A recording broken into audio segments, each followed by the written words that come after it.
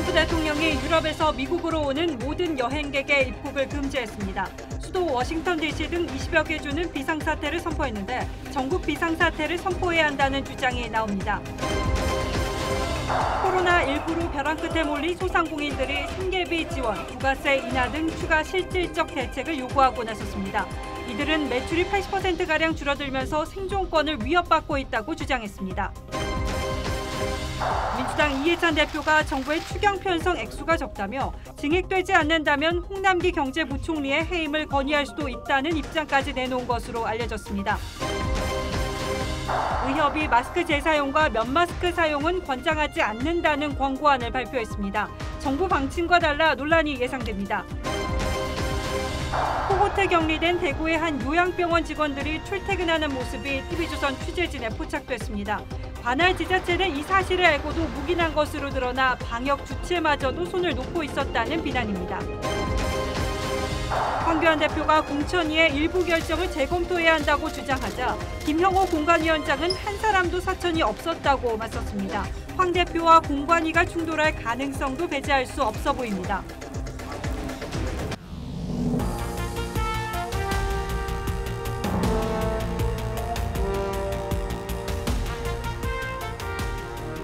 여러분 안녕하십니까? 뉴스9의 신동욱입니다. 세계보건기구 WHO가 코로나19 사태를 팬데믹, 즉 세계적 대유행으로 규정했습니다. WHO는 감염병 경보 단계를 6단계로 나누는데 팬데믹은 이 가운데 최고 단계를 말합니다. 이미 남극 대륙을 제외한 전 세계 110개 나라에 12만 명 이상의 감염자가 나온 만큼 더 이상 팬데믹 선포를 미루기 어려웠던 것으로 보입니다.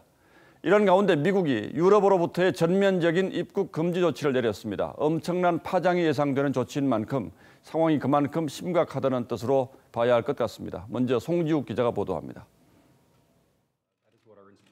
트럼프 미 대통령이 한 달간 유럽에서 오는 여행객을 막겠다고 대국민 연설을 통해 밝혔습니다. To keep new cases from entering our shores, we will be suspending all travel from Europe to the United States for the next 30 days. 미국 동부 시간 13일 자정부터 영국과 아일랜드를 제외한 26개 유럽 국가 여행객의 사실상 입국을 금지한 겁니다. 트럼프는 유럽이 적극적인 조치에 실패했다면서 초강경 조치의 배경을 설명했습니다. 반면 한국과 중국에 내려진 제한 조치를 조기 해제할 뜻을 내비쳤습니다.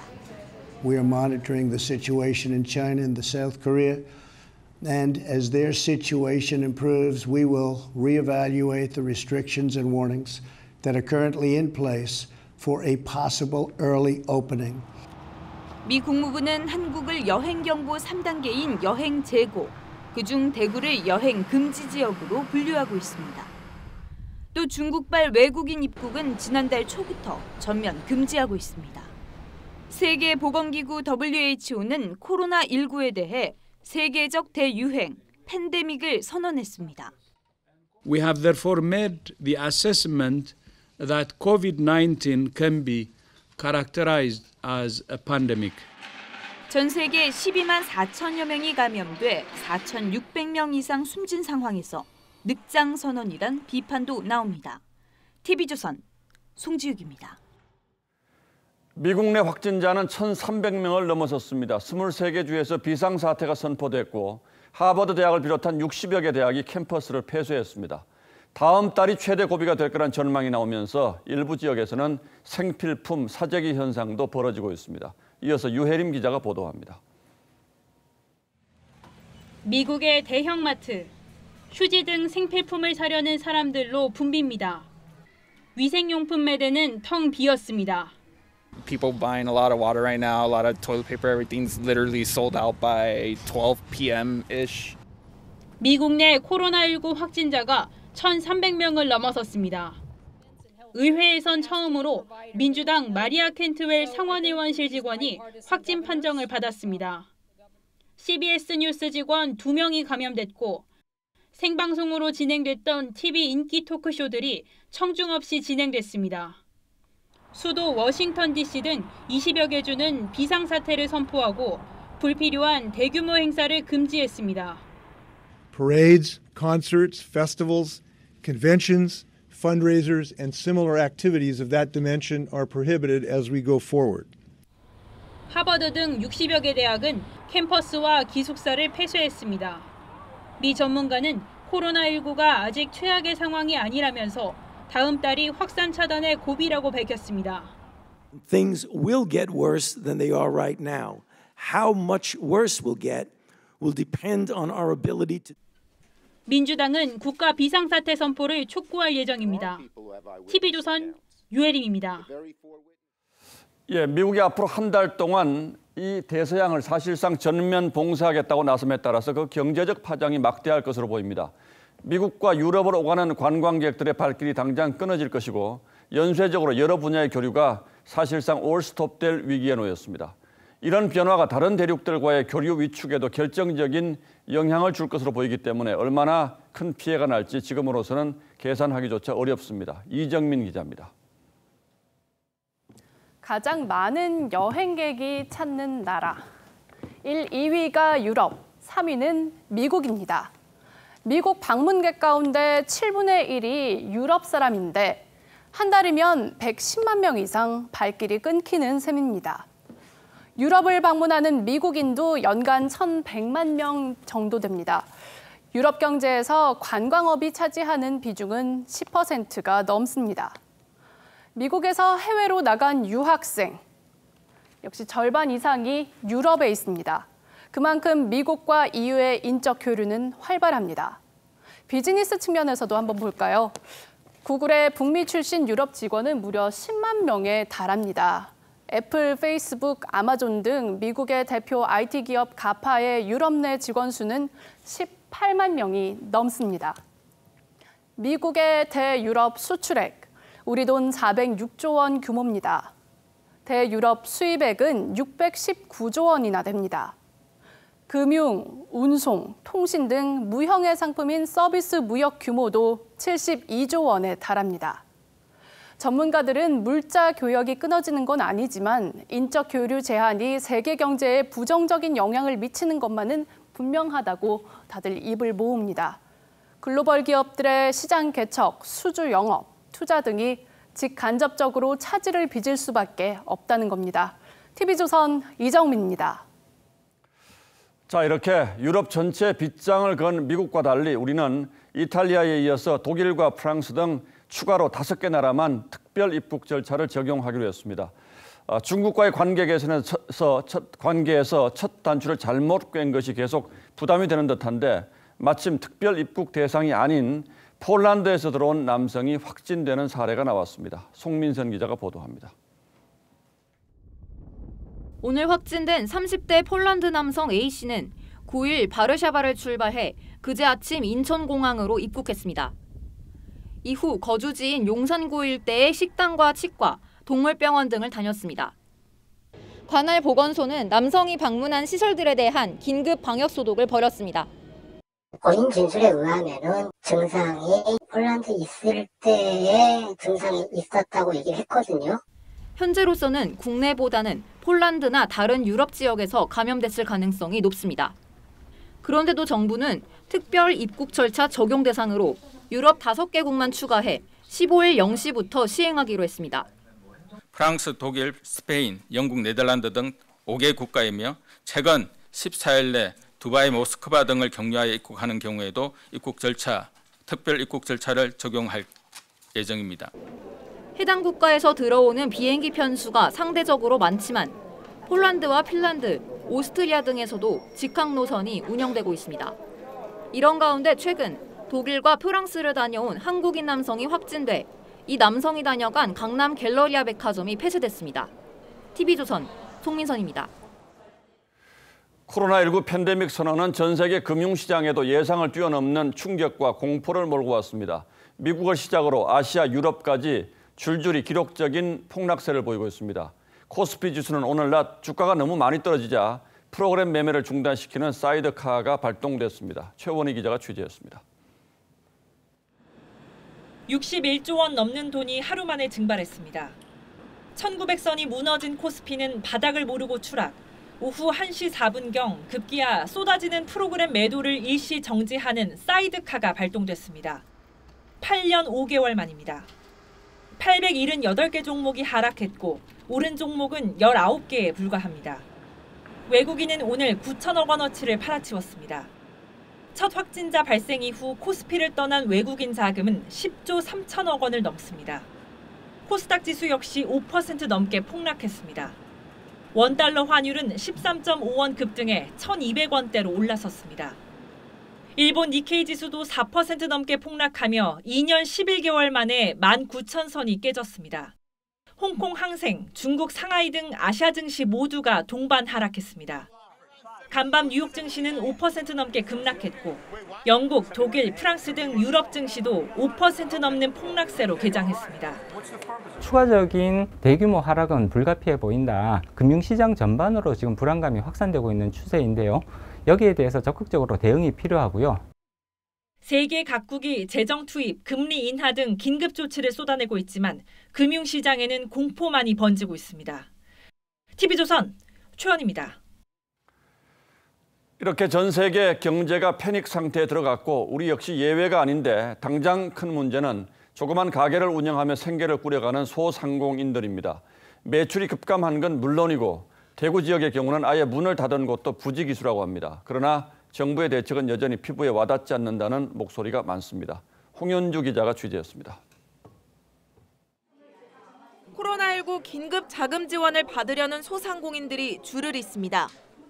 신청이 몰리다 보니 상담 예약에만 한 달, 보증 심사에 추가로 2-3달이 걸려 긴급이란 말이 무색합니다. 상당히 복잡하고 까다롭고 3일 전부터 여기 가라 저기 가라 해서 소상공인들은 유동인구 급감으로 매출이 80%나 줄었다며 실질적인 생존 대책을 호소합니다. 소상공인 다 죽는다. 생존권을 보장하라. 보장하라. 보장하라. 이들은 부가세 한시 인하와 대구 경북 지역 긴급 구호 생계비 지원, 방역 지원 등을 정부에 요구했습니다.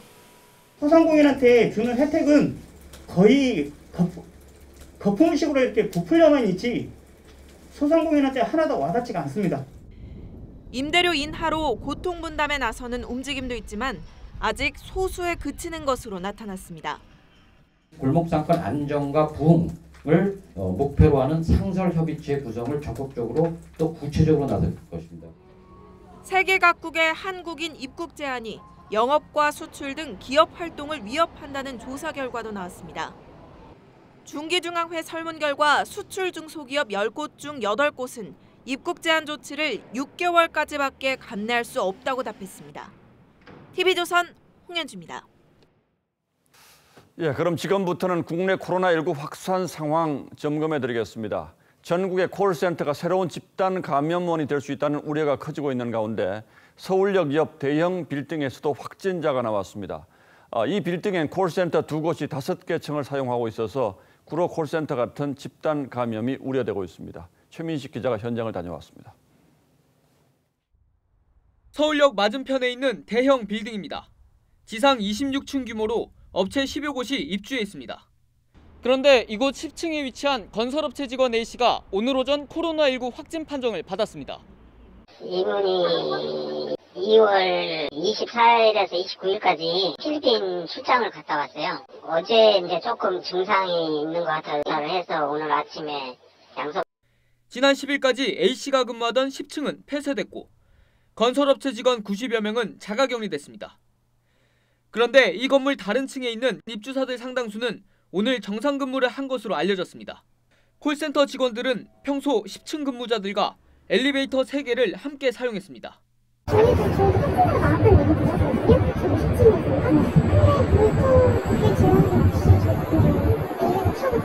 중구보건소는 오후에 10층과 엘리베이터를 방역했습니다.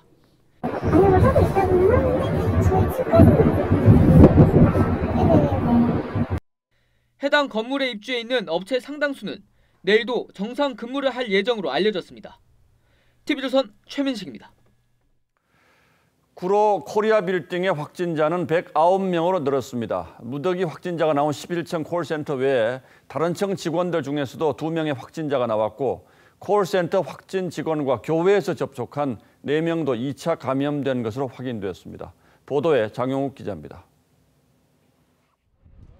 구로 코리아빌딩에서 새로 추가된 확진자 중 2명은 9층과 10층에 입주한 일반 업체 직원입니다. 9층 확진자는 11층 콜센터 확진자를 접촉한 것으로 파악됐지만 10층 확진자의 접촉 여부는 아직 확인되지 않았습니다.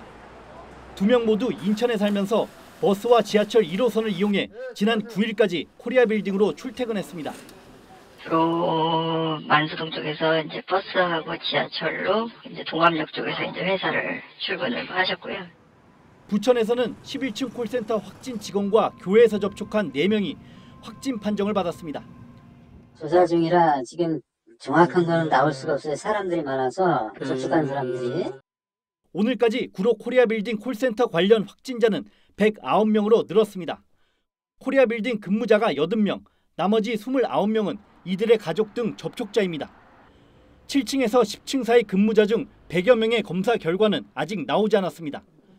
13층에서 19층까지 오피스텔 132세대 거주자는 모두 음성 판정을 받았지만 아직 추가 확인이 필요합니다.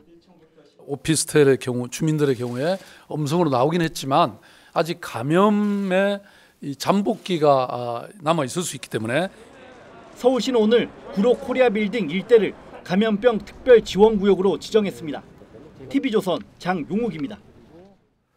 이렇게 집단 감염이 발생한 구로 코리아빌딩은 지상 19층, 지하 6층의 대규모 주상 복합 빌딩입니다. 1km 정도 떨어진 신도림역을 중심으로 하루 유동 인구만 10만 명에 달하는 것으로 알려졌는데 집단 감염 사실이 알려지면서 지금은 마치 주변이 전쟁터 같은 긴장감이 흐르고 있습니다. 상가를 찾는 손님들의 발길도 뚝 끊겼습니다. 황병준 기자가 다녀왔습니다. 콜센터 집단 감염이 벌어진 서울 구로구 코리아빌딩 건너편. 점포가 대부분 문을 닫았습니다. 올해부터 여기가 작살났습니다. 지금도 이제 반환이 90% 문을 연 곳도 낮 2시도 안 돼 문 닫을 준비를 합니다. 코로나가 이게 터지고 나서 여기서 이제 왔다 갔다 하셨다니까 지금 어쩔 수 없이 1시 반. 콜센터 인근 학원 30여 곳은 급히 휴원 결정을 내리거나 개강을 미루는 등 모두 문을 닫았습니다. 1km 정도 떨어진 신도림역 주변도 여파가 미쳤습니다. 콜센터? 그 여러 사람들이 소켓. 매출은 어떻게? 반토막한데. 주민들은 집을 나서기가 두렵습니다. 잘 안 나와요. 아이고 무섭잖아요. 이 지역은 평소 외국인이 많은 곳이었지만 외국인의 발길도 확연히 줄었습니다.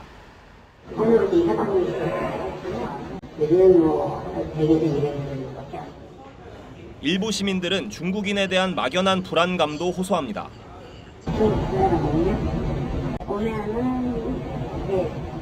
나중에 어떻게 피하게 되고 이게 행복해요. 맞아요. 피하게 되고. 콜센터 집단 감염 사태 이후 지역사회가 불안에 떨고 있습니다. TV조선 황병준입니다. 그런데 진단과 관련한 걱정이 또 하나 생겼습니다. 지금까지는 주로 기침이나 열 같은 호흡기 증상으로 코로나19 감염 가능성을 선별해 왔는데 꼭 그렇지 않다는 사례가 속출하고 있습니다. 설사나 복통 증세만 있었는데 확진 판정을 받는 사례도 나왔습니다. 이유진 기자가 더 자세히 설명하겠습니다. 대구 거주 사실을 숨겨 논란이 된 70대 여성은 구토와 복부 불편으로 서울 백병원을 찾았습니다. 대구 동산병원에서 치료받고 있는 360여 명의 확진자 중에서도 상당수는 코로나19 증세로 알려진 기침이나 발열이 아닌 다른 초기 증상을 보였습니다. 실제로는 설사하는 분들도 있죠. 설사만 있는 분도 있고 후각 미각이 좀 약간 일시적으로 상실된다든지 이런 환자들도 좀. 중국 확진자 1,099명을 분석한 연구에서도 피로와 근육통, 두통과 설사 등의 증상이 나타난 환자가 많았는데 국내에서도 비슷한 양상이 나타나고 있는 겁니다. 국내 초기 환자 28명 환자의 데이터를 분석을 했을 때도 초화기 증상이 있는 분들이 한 10% 정도 있었고 호흡기 증상이 아닌 비특이적인 다른 증상으로 오는 분들이 분명히 있습니다. 현장 의료진들은 호흡기 증상만 보면 초기에 놓치는 환자가 있을 수 있다며 일반적이지 않은 증상을 보인 환자가 얼마나 되는지부터 분석하는 작업이 시급하다고 지적합니다. TV조선 이유진입니다. 예, 앞서 보신 것처럼 증세도 다양하고 진단을 둘러싼 논란도 적지 않습니다. 5번이나 음성 판정을 받았는데 6번째 검사에서 양성 진단을 받은 사람이 있는가 하면 다 나았다고 했는데 다시 확진 판정을 받은 사람도 있습니다. 그래서 오늘은 이 코로나19 검사법을 따져보도록 하겠습니다. 자, 강동훈 기자, 먼저 중국에서 15분 만에 진단을 할 수 있는 새로운 기법이 나왔다고 하는데 이건 어떤 방식으로 하는 겁니까? 그러니까 손가락에서 채취한 피를 사용하는 방법입니다. 기존에 우리가 혈당을 체크할 때 이 손가락 끝에서 뽑은 피 한 방울로 검사하는 것과 같은 건데요. 예. 정확히 어떤 과정을 통해서 감염 여부를 확인하는지는 알려진 게 없지만 중국은 이 방식으로 15분 만에 코로나19 감염 여부를 확인할 수 있다고 주장했습니다. 예, 우린 이것보다 시간이 훨씬 더 많이 걸리는 거죠? 예, 그렇습니다. 그런데 여러 차례 음성 판정을 받았다가 나중에 양성으로 확정되는 경우도 있는데 이건 무슨 문제가 있습니까?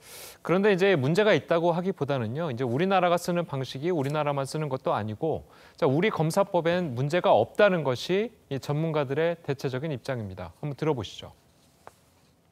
전 세계에서 이 방법을 다 쓰고 있습니다. 중국, 미국, 유럽 할 것 없이 다 이 방법을 쓰고 있죠. 지금 대부분 오류 문제는 사실은 검체 문제일 가능성이 더 크다. 자, 거기다 우리 검사법은 현재로서는 최고 수준이다 이렇게 자타가 공인을 하고 있죠. 기존의 검사법으로 하루 이틀 걸리던 것이 지난달 우리 기업이 새로운 진단 시약을 개발하면서 6시간 정도면 코로나19 감염 여부를 확인할 수가 있기 때문입니다. 예, 그런데 앞서 전문가가 그런데도 오류가 있었다면 검체 문제일 가능성이 높다 이렇게 얘기를 하고 있는데 이 진단 과정은 구체적으로 어떻게 됩니까? 먼저 의심 환자의 콧물이나 가래 같은 분비물을 채취해서 이 개발한 진단 시약을 묻히면 이 코로나19 바이러스가 반응하는 식입니다. 자, 이 과정들이 6시간이 걸리는 겁니다. 자, 그러니까 이 검체 채취 과정에서 이 채취가 잘못됐을 수 있다, 이런 얘기겠네요. 맞습니다. 자, 어쨌든 우리나라의 기술이 세계 최고 수준이라는 건 외국 전문가들도 대체로 인정을 하는 것 같은데 지금보다 의심 환자가 훨씬 더 많아지더라도 지금 다 할 수가 있습니까? 그게 좀 문제인데요. 지금 현재 코로나19 바이러스 감염 여부를 검사할 수 있는 곳은 전국에 577곳이 있습니다. 이 드라이브 스루 같은 독특한 방식을 개발해서 몰려드는 의심 환자들을 소화하고는 있긴 하는데요. 자, 지금도 과부하가 걸려 있긴 하죠. 자, 그래서 연구기관이나 대학 등에서 좀 더 간편하고 정확한 방법을 연구하고는 있다고 합니다. 예, 상황에 따라서 방법이 조금씩 바뀌긴 하겠습니다만 어쨌든 지금으로서 가장 중요한 건 전문가들을 믿어야 한다 이거겠죠. 맞습니다. 예, 강동훈 기자 잘 들었습니다.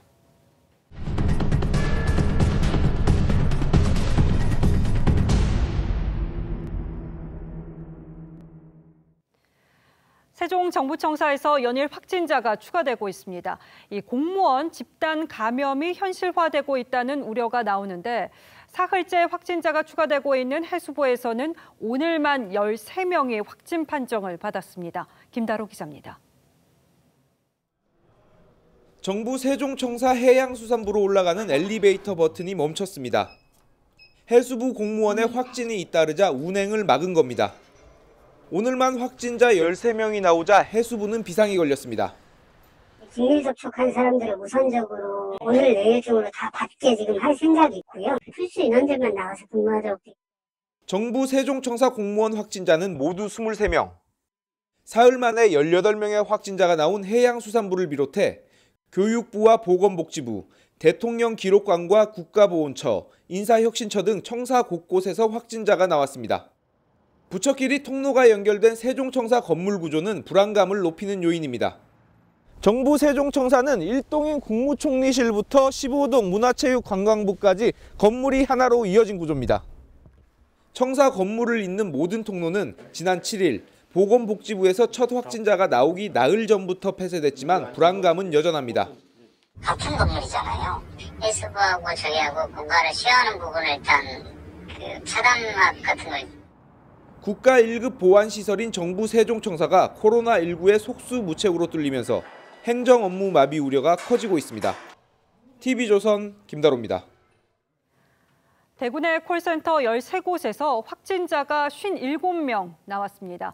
이에 따라 대구시가 콜센터 특별 점검반을 꾸려서 집중관리에 들어갔는데 지난달 24일부터 대구 내 콜센터에서 확진자가 나온 걸 감안한다면 뒷북 대응이라는 비판을 피하기는 어려워 보입니다. 이심철 기자입니다.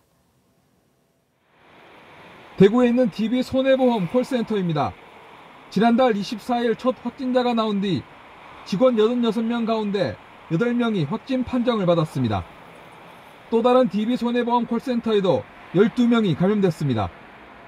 추가적으로 7명의 확진자가 더 생겨서 총 8명에 그 이후에 3월 3일부터 추가적인 확진자가 현재 18명 발생한 것을 확인하였고 지난달 말부터 대구 지역 콜센터 13곳에서 나온 확진자는 모두 57명.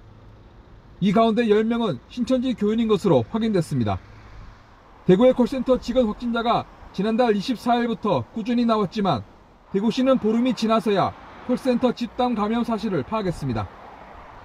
협회를 통해서 이제 전달을 받다 보니 그 정도가 파악이 됐었던 거고 해서 이제 직접 파악해 보니까 이제 오늘 발생된 숫자가 나온 이런 상황이죠. 대구시는 콜센터를 고위험군 사업장으로 분리하자는 것에 대해 당시 확진자가 급증하고 있어 역학조사가 불가능했다고 해명했습니다. 물론 컨택센터를 그런 고위험군에 잡았어야 하는 것 아니냐라고 말씀하신다면 그 부분에 대해서는 소홀함이 있었습니다. 미처 급박하게 대응하면서 넣을 수가 없었던 상황입니다. 대구시는 지역 내 66곳 콜센터에 이달 말까지 운영을 중단해달라고 요구하고 어제부터 특별 점검단을 꾸려 콜센터 집중 관리에 나섰습니다. TV조선 이심철입니다. 코호트 격리된 대구의 한 요양병원 직원들이 출퇴근하는 모습이 TV조선 취재진에 이렇게 포착됐습니다. 관할 지자체는 이 사실을 알고도 묵인한 것으로 드러나 방역 주체마저도 손을 놓고 있었다는 비난인데요. 왜 묵인한 거냐 물었더니 그 대답이 아주 황당합니다. 황선영 기자가 단독 취재했습니다. 건물 앞에 주차해 있던 승용차가 빠져나가고 여성 2명이 건물을 떠나 걸어갑니다. 대구의 한 요양원 직원들이 퇴근하는 모습입니다. 아침에 출근하시는 분이 계시면 또 퇴근하시는 분이 계시고 또 어떤 분은 장보고 오시는 것부터 봤으니까. 대구 동구는 지난달 21일 이 요양원을 코호트 격리 조치했습니다. 요양원 입소자 2명과 직원 2명 등 4명이 확진 판정을 받았기 때문입니다. 코호트 격리에도 직원 10명이 20일 넘게 출퇴근을 하며 일상생활을 한 겁니다. 요양원이 있는 이 5층짜리 건물에는 주 출입구가 단 하나뿐이고 엘리베이터도 하나입니다. 같은 건물에 입주한 상인들은 불안감을 호소합니다. 어디 가는지 우리가 알 수 없고 저희 건물 사람들하고 저희 옆 건물 사람들이 오늘 무서워서 이제 문을 다 닫고 있는. 지자체는 직원들이 요양원 안에서 숙식하기 어려워 어쩔 수 없다고 설명합니다. 코호트 격리 조치를 내린 지자체가 스스로 위반 사항을 눈감아준 셈입니다. 그 안에서 완전한 숙식이 안 되기 때문에요. 일부는 그 대중교통은 이용하지 않고 4차로 집하고. 취재가 시작되자 요양원 측은 오늘부터 출퇴근을 금지하고 전 직원이 내부에서 생활하겠다고 밝혔습니다. TV조선 황선영입니다. 코로나19 사태가 좀처럼 가라앉지 않고 있어서 국민들의 걱정이 이만저만이 아닌데 홍남기 경제부총리가 대구 사태라고 언급했다가 이를 신천지 사태로 황급히 정정하는 일이 벌어졌습니다. 우한 폐렴 대신에 코로나19로 부르기로 했던 걸 잊은 걸까요? 오늘의 포커스입니다. 어제 코로나19 예산결산 특별위원회. 그때 한창 대구 사태가 그러더니 또다시 대구 사태 직전하고 직후에 김재원 예결위원장이 즉각 의문을 나타냈습니다. 그런데 왜 갑자기 대구 사태라는 발언이 나왔죠? 홍 부총리는 신천지 사태라고 했다고 해명했지만 엎질러진 물이었죠. 대구 사태 발언의 배경을 놓고 의혹은 꼬리를 물었습니다. 평소에도 늘 대구 사태라고 발언하다가 신천지 사태라고 정정한 것 아닌가요? 아닙니다. 의원님 한 번도 저 위원장님 쓴 적이 없습니다. 그럼 오늘 여기서 처음 썼다는 발언인가요? 예, 그렇습니다. 최근 대구 사태란 표현이 무리를 빚은 걸 아는지도 물었습니다. 뭐 방송인이 대구 사태라는 발언을 해서 문제가 된 것을 혹시 알고 계십니까? 모르고 있습니다. 얼마 전 방송인 김어준 씨가 대구 사태라고 표현해 논란이 일었죠. 우리 코로나 사태는 대구 사태이자 대구시 의회는 몇몇 특정인이 대구 사태니 대구 신천지니 하며 상처를 주고 있다고 어제 항의했습니다. 대구 코로나 이런 식으로 지금 마치 대구에서 뭔가 다 퍼졌다는 이런 느낌이 들고 대구 코로나로 표기한 정부 보도자료. 대구 봉쇄 발언으로 파문을 일으킨 여당 대변인도 있었죠. 이에 대구 코로나란 말에 항의 차원에서 앞으로 우한 폐렴으로 부르겠다고 한 대학까지 등장했었습니다. 권영진 대구시장도 대구 폐렴은 없다며 우한 폐렴이라고 부르지 않지 않냐고 반문했죠. 속이 뻔히 들여다 보이는 그런 일들을 선거 국면을 앞두고 우리 대구란 이름을 내세워서 하고 있는 행위 제발 하지 마시기 바랍니다. 청와대가 우한 표기를 사실상 금지한 건 1월 27일. 이웃 중국의 고통을 함께 나눠야 한다고 강조했습니다. 불신을 퍼뜨리고 혐오를 붙이는 것은 바람직하지도 않고 우한 폐렴이라는 탈보편적인 표현만 한사코 고집하는 것은 이해하기 쉽지 않습니다. 그런데도 중국은 최근 대구 상황을 집중 보도하고 있습니다. 대구가 서울에보다 확진자가 더 많이 나와가지고 제2의 우한이 될까봐 걱정이 많이 됩니다. 가뜩이나 코로나 사태 책임을 모면하려는 중국에 부총리의 대구 사태 발언은 어떻게 비춰질지, 그리고 이를 듣는 대구 시민들의 심정은 어떨지. 뉴스나인 포커스였습니다. 의사협회가 마스크 재사용과 면마스크 사용은 권장하지 않는다는 권고안을 발표했습니다. 정부의 방침과 정반대여서 논란과 혼란이 예상됩니다. 권형석 기자입니다. 잇따른 대책에도 불구하고 마스크 대란이 이어진 지난 3일. 보건용 마스크는 일시적으로 사용한 경우 동일인에 한하여 재사용할 수 있습니다. 정세균 총리는 면 마스크 사용까지 권장하고 나섰습니다. 감염 위험성이 낮은 곳에서는 면 마스크 사용도 권장하고 있습니다. 저를 비롯한 공직사회가 먼저 면 마스크 사용에 앞장서겠습니다. 마스크를 착용하던 문 대통령은 마스크 없이 현장을 방문하기도 했습니다.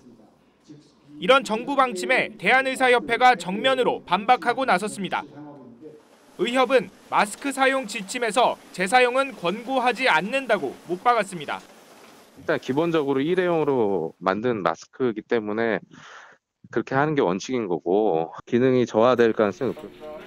또 면 마스크는 구조 자체가 필터링할 수 없고 위생 관리가 어렵다며 역시 권장하지 않는다고 밝혔습니다. 의협은 집단 감염이 본격화되고 있어 건강한 사람도 마스크를 써야 한다고 강조했습니다. TV조선 권영석입니다. 한 달 넘게 이어진 마스크 품귀 현상이 인터넷 판매 사기로 이어졌습니다. 특히 소비자와 판매자가 서로 믿을 수 있는 안전거래 사이트를 위장한 사기까지 벌어지고 있어서 비상입니다.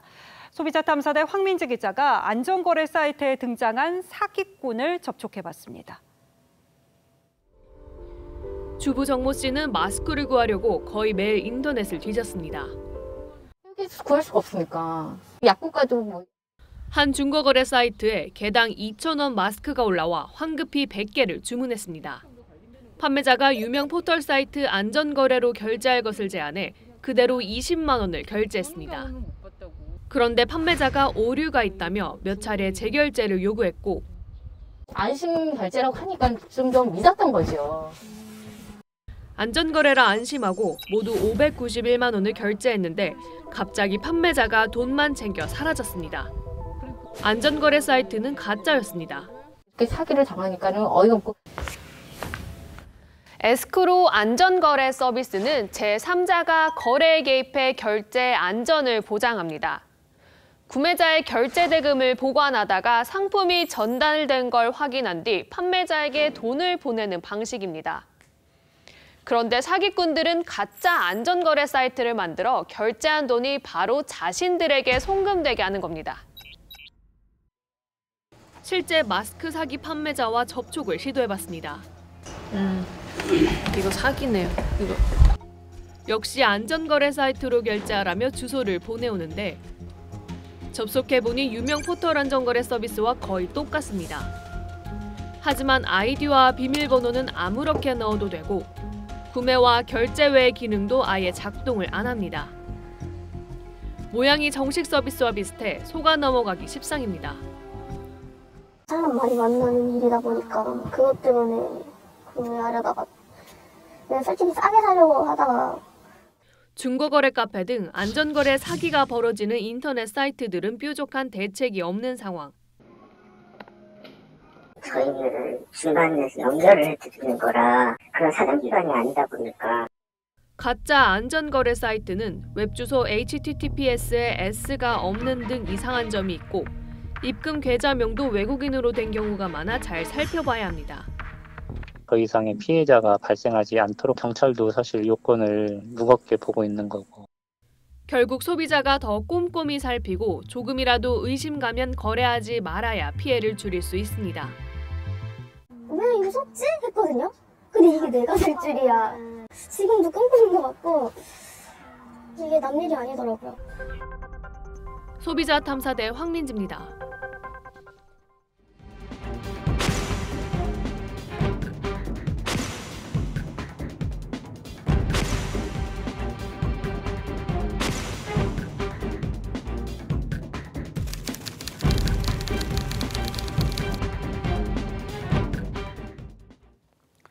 예, 지금 막 민주당 공관위가 전국 11개 지역에 대한 7차 경선 결과를 발표했습니다. 조국 사태 등과 관련해서 당에 쓴소리를 내온 금태섭 의원은 서울 강서갑 지역 경선에서 탈락했고 이 자리에는 강선우 전 부대변인이 공천을 확정지었습니다. 강원 원주갑에서는 이광재 전 강원지사가 그리고 대전 중구에서는 울산시장 선거 개입 의혹에 연루된 황운하 전 대전경찰청장이 공천됐습니다. 어제 저희가 미래통합당 황교안 대표에게 공천 우려에 대한 보고서가 올라갔다는 내용을 단독으로 전해드린 바 있는데 당 최고위가 오늘 6곳의 제1을 공천관리위원회에 요구했습니다. 하지만 공천관리위는 이 가운데 2곳에 대해서만 경선을 결정하고 이른바 사천 논란이 일었던 다른 지역들은 제외시켰습니다. 이런 가운데 미래통합당의 선대위원장으로도 거론되는 김종인 전 민주당 비대위원장이 통합당의 서울 강남 공천을 문제 삼고 나서서 통합당의 공천 파열음이 커지고 있습니다. 이채림 기자입니다. 총선에서 뜻을 모아서 압승하기 위해서는 일부 조정하는 것이 필요하다고 생각합니다. 황교안 대표를 비롯한 당 최고위가 제의를 요청한 후보들은 서울 강남을의 최홍, 부산 북강서을의 김원성, 부산 진갑 서병수, 대구 달서갑의 이두화, 인천 연수을의 민현주, 경남 거제의 서일준 등 6명입니다. 이 중 공천관리위원회는 달서갑과 연수을만 경선을 결정하고 나머지 4곳은 재의결을 강행했습니다. 특히 김영우 위원장이 과거 자신의 지역구였던 부산 영도에서 후계자로 영입했던 최홍 후보를 강남에 공천하면서 사천 논란이 불거졌지만 김 위원장은 물러서지 않았습니다. 어렵게 모시고 오면은 사천이다. 이런 프레임을 더 씌우고 있습니다. 제 마음대로 한 사람, 단 한 사람 없습니다. 이현주 의원의 측근인 김원성 후보의 공천을 재의결한 데 대해 부산 지역 의원들은 강하게 반발하는 분위기입니다. 결국 황 대표 측근인 민경욱 의원 등을 경선에 참여시키는 선에서 봉합을 시도했지만 김영호 사천 논란은 계속될 전망입니다. 홍준표 전 자유한국당 대표는 무소속 대구 출마를 선언하며 김 위원장에 사퇴하라고 했습니다. 이번 양산을 공천은 기망에 의한 막천이고 상대를 이롭게 하는 이적 공천이라고 생각합니다. 김종인 전 비대위원장도 태영호, 최홍 두 후보의 강남 공천을 문제 삼으며 공천 잡음이 해결되기 전에는 선거대책위원장을 맡을 수 없다고 말했습니다. TV조선 이채림입니다. 더불어민주당은 오늘 새벽 6시부터 24시간 동안 당원 79만 명을 대상으로 비례연합정당 참여 여부를 묻는 투표를 진행하고 있습니다. 분위기는 비례연합 참여로 결론 날 가능성이 높다고 하는데 이 경우 이번 총선에 어떤 변수가 생길 것인지 조덕현 기자가 자세히 설명하겠습니다. 300명 정원의 국회의원 중 비례대표는 47명입니다. 민주당 자체 분석 결과 비례연대 불참 시 예상 의석수는 137석으로 145석의 미래통합당에 제1당을 내주는 것으로 예측됐습니다. 하지만 민주당이 비례연합에 가세하면 연합정당이 19에서 20석, 미래한국당이 17에서 18석, 정의당이 5석을 각각 가져가는 것으로 예측됐습니다. 결과적으로 연합정당 의석을 포함하면 민주당이 제1당을 차지할 가능성이 높습니다. 비례연합은 6개 정당에 참여를 제안했지만 정의당은 불참을 선언한 상태입니다. 위헌적인 위성정당의 배에는 몸을 실을 수 없습니다. 한석을 갖고 있는 민중당도 아직은 참여에 거리를 두고 있습니다. 원내 제3당인 민생당은 공동대표 3명 가운데 유성엽 대표는 참여로, 김정화, 박주현 대표는 불참으로 엇갈립니다. 민생당까지 불참으로 결론 내면 사실상 민주당의 독자 창당이 됩니다. 민주당만 비례연합에 참여할 경우 비례의석을 잃게 되는 정의당은 강하게 반발할 것으로 보입니다. 지역구에서 양당 간 선거연대가 깨질 수도 있는 겁니다. 정의당 심상정 대표의 지역구인 경기 고양갑 여론조사에선 미래통합당 이경환, 민주당 문명순, 정의당 심상정 후보가 오차 범위 내 접전인 것으로 나타났습니다. 수도권 접전지에서 민주당과 정의당의 후보 단일화 문제가 큰 변수가 될 수 있습니다. 지난 총선에서 5,000표 미만의 초접전 선거구는 58곳이었습니다.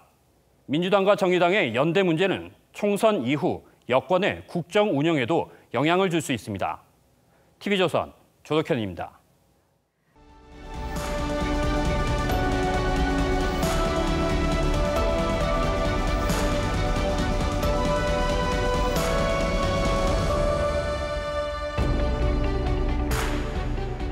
재즈 가수 나윤선, 뮤지컬 스타 조승우, 걸출한 성격 배우 설경구, 황정민. 이 스타들의 공통점은 뭘까요? 15년 4,000회 공연의 대기록을 세운 소극장 뮤지컬 지하철 1호선이 키워낸 별들입니다. 명곡 아침 이슬의 문화운동가 김민기 씨가 지하철 속 소시민의 애환을 연출했죠. 거대 도시의 고달픈 삶이 부닥치는 곳이 출퇴근 지하철입니다. 숨도 못 쉬도록 꽉꽉 우겨넣은 지옥철에서 시인은 밀리지 않으려고 안간힘을 씁니다. 놓치지 말아야 했다. 하나의 손잡이와 두 발의 공간을 참아야 했다. 무시로 짓밟히는 발등 그 모욕도 최후의 이 공간을 지키기 위하여. 하루 40만 명이 물결쳐 흐르는 환성역, 서울 신도림역을 가리켜 시인은 벌판과 동굴 사이, 천국과 지옥 사이라고 합니다. 1층에서 3층까지 다각형 여로를 오르내리며 정동진 바다를 그리워하죠. 그 1호선 신도림역과 구로역을 비롯한 지하철 풍경이 확 달라졌습니다. 밀리지 않으려고 안간힘을 쓰는 게 아니라 서로 닿지 않으려고 안간힘을 씁니다. 급정거를 해도 손잡이를 잡지 않으려고 애씁니다. 구로구 콜센터 관련 감염자가 100명을 넘긴 가운데 직원 상당수가 지하철로 출퇴근했다는 소식 때문입니다. 그러나 출퇴근 지하철 안팎에서 2m 거리를 유지하는 건 사실상 불가능한 일입니다. 그래도 시민들은 불안한 마음을 아는 채 지하철을 탈 수밖에 없습니다. 무심하기만 했던 일상이 이렇게나 바뀔 수 있다는 사실을 절감하면서 말이죠. 정부는 콜센터 집단 감염이 드러나고서야 다중업소를 관리하겠다고 나섰습니다. 그러는 사이에 감염 경로를 알 수 없는 확진자와 집단 감염이 이어지고 있습니다. 수도권의 첫 한국인 희생자도 나왔습니다. 그제서야 총리는 인구 절반이 밀집한 수도권에서 자칫 슈퍼 전파로 이어질 수 있다고 걱정했습니다. 대구는 병상이 없어서 집에서 숨지는 희생자가 속출했고 지금도 1,000명 넘게 집에서 기다리고 있습니다. 그렇다면 지금 수도권은 만일의 경우에 제대로 대비돼 있는 걸까요? 재난은 늘 최악의 사태를 상정하고 대처하는 게 기본입니다. 그런데 계속 세계의 모범이라고 자랑하는 정부를 보며 지하철 손잡이만큼이라도 믿어온 마음이 들지 모르겠습니다. 3월 10일 앵커의 시선은 지하철 손잡이가 무서워요 였습니다.